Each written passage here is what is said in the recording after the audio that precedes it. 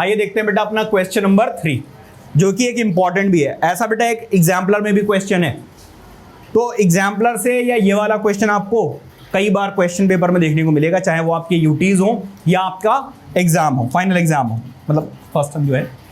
जरा देखिए, आपको बेटा एक तो लिखना होगा गिवन, उसके बाद लिखना होगा टू प्रूव, और इसके बाद प्रूफ। बस 3 ही चीजें याद होती हैं, उसके बाद समझ में नहीं आता कि क्या करना है। बिल्कुल सर, आपको कैसे पता चली ये बात? क्योंकि मेरे समझ में नहीं आता था। इधर जरा ध्यान दो। अरे बस ठीक है, इधर देखो, वो बोल रहे हैं PQ is parallel to ST। जरा ध्यान दीजिए, PQ जो है वो ST के क्या है? पैरेलल है, ठीक है। इसके बाद वो आपसे क्या कह रहे हैं कि जो PQR है, PQR ये वाला एंगल बेटा 110 डिग्री है, ठीक है। सर पैरेलल कैसे होता है? इक्वल डिस्टेंस में कैसे? किसने बोला? जरूरी थोड़ा ना ये लाइन अगर पैरेलल है भाई, अगर मैं इसको इधर से कट कर दूं और इसको इधर से कट कर दूं तो क्या ये पैरेलल नहीं है? अभी पैरेलल है, ठीक है। इधर देख लो जरा, इसके बाद एंगल, आप भाई शांत रहो यार, RST ये वाला एंगल कितना है? 130 है। क्लियर हो रही बात या नहीं? इसके बाद एंगल QRS ये वाला एंगल हमें फाइंड आउट करना है। हिंट उन्होंने बेटा हमें दिया हुआ है कि draw a line parallel to ST के बेटा हमें क्या करना है? सॉरी, ST के एक पैरेलल लाइन ड्रॉ करनी है। आइए बताता हूं कैसे करोगे इसको। थ्रू पॉइंट R, ठीक है। इसको हटा के जरा मैं पहले कंस्ट्रक्शन ऐड कर दूं, ठीक है। कंस्ट्रक्शन, और नीचे क्या आएगा बेटा? प्रूफ। जरा ध्यान देना बेटा कैसे ड्रॉ करनी है। वो आपसे क्या कह रहे हैं कि आप एक लाइन पैरेलल ड्रॉ कीजिए ST के बेटा पैरेलल होनी चाहिए, बट वो R से पास होकर जानी चाहिए ऐसे। भाई ये वाली दोनों लाइन पैरेलल हैं और ये R से पास होकर जा रही है? R से पास होकर जा रही है। भाई draw line ST passes through आना चाहिए, थ्रू पॉइंट R, ठीक है। टच हो जाए कोई दिक्कत नहीं है, ठीक है। तो बेटा मैंने ये वाली लाइन क्या कर ली? ड्रॉ कर ली। अब इसका नामकरण भी करना पड़ेगा। इसका बेटा मैंने नाम रख दिया X और इसका नाम रख दिया मैंने Y। ST के पैरेलल होनी चाहिए बेटा ST लाइन ड्रॉ, ठीक है।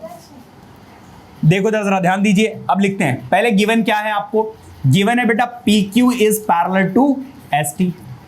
इसके बाद क्या गिवन है? Angle PQR is equal to बेटा कितना? ये देखो हकीकत सामने आ गई।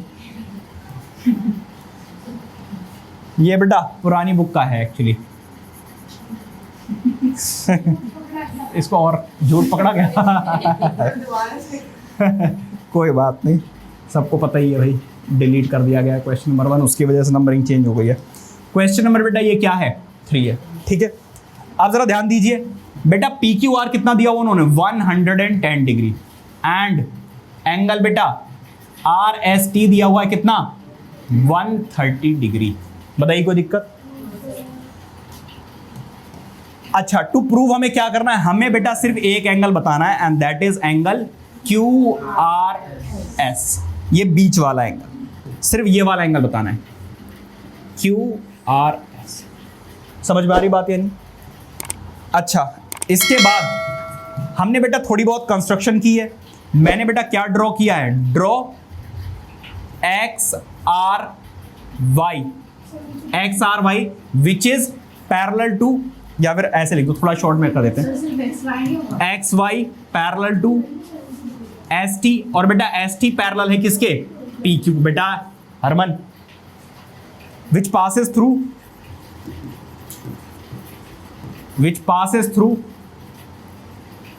R। किससे बेटा पास होकर जाती है? R से पास होकर जाती है। समझ में आ रही बात या नहीं? अब जरा ध्यान दीजिए प्रूफ पर। मैं आपसे क्या कह रहा हूं बेटा कि अगर ये वाली लाइन इस वाली लाइन के पैरेलल है तो ये क्या हो गई? ट्रांसवर्सल हो गई या नहीं हो गई?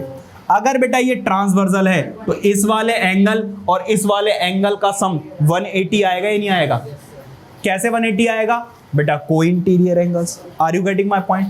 सिमिलरली बेटा ये वाली लाइन और ये वाली लाइन भी पैरेलल है और ये हो गई ट्रांसवर्सल, तो इस वाले एंगल और इस वाले एंगल का भी सम कितना आएगा 180, या फिर 110 और वो इक्वल नहीं होंगे।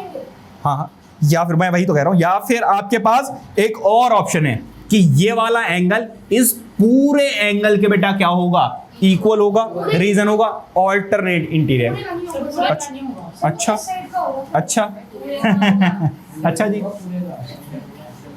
बेटा जरा ध्यान दो, पूरे का क्यों होगा बेटा? ये वाली लाइन और ये वाली लाइन पैरेलल है और ये ट्रांसवर्सल है, तो बेटा ये वाला एंगल इस पूरे एंगल के इक्वल होगा या नहीं होगा?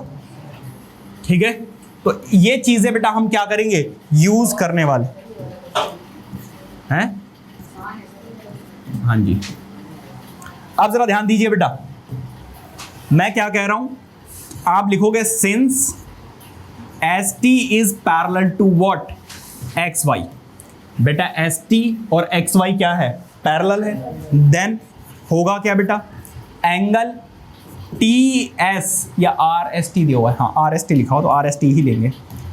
Are S T is equal, sorry सब में लिखना है, प्लस ये ऊपर वाला एंगल मतलब कि R S T plus S R Y, S R Y, इन दोनों एंगल्स का सम बेटा कितना होगा 180 डिग्री।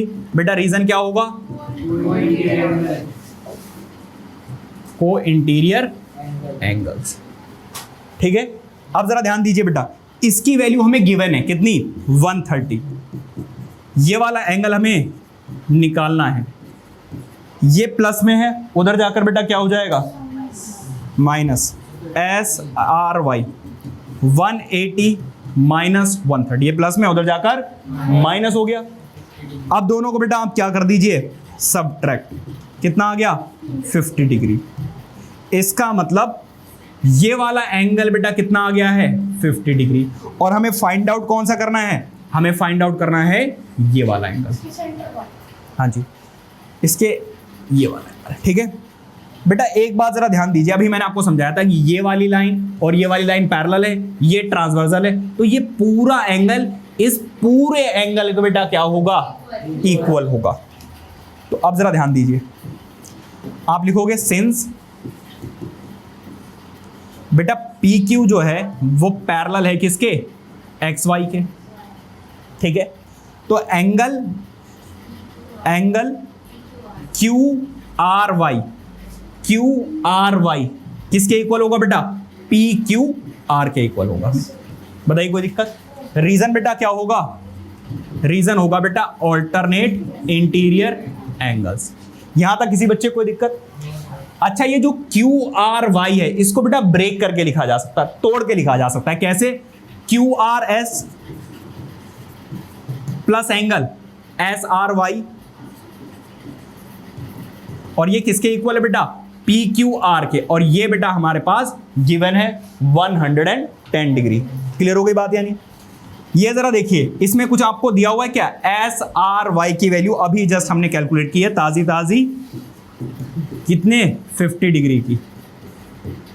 ये बेटा प्लस में है, उधर जाकर बेटा क्या हो जाएगा माइनस, तो एंगल क्यू आर एस कितना आ जाएगा 110 डिग्री माइनस 50।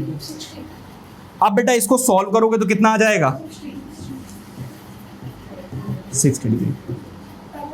तो इस तरीके से बेटा कैलकुलेट होकर आ जाएगा कितना 60 डिग्री। समझ में आ रही बात? यानी तो ये जो बीच वाला एंगल है क्यू एस आर, उसकी वैल्यू कितनी डिग्री की आई है 60 डिग्री की आई है। समझ में आ रही बात? यानी प्लीज नोट इट डाउन।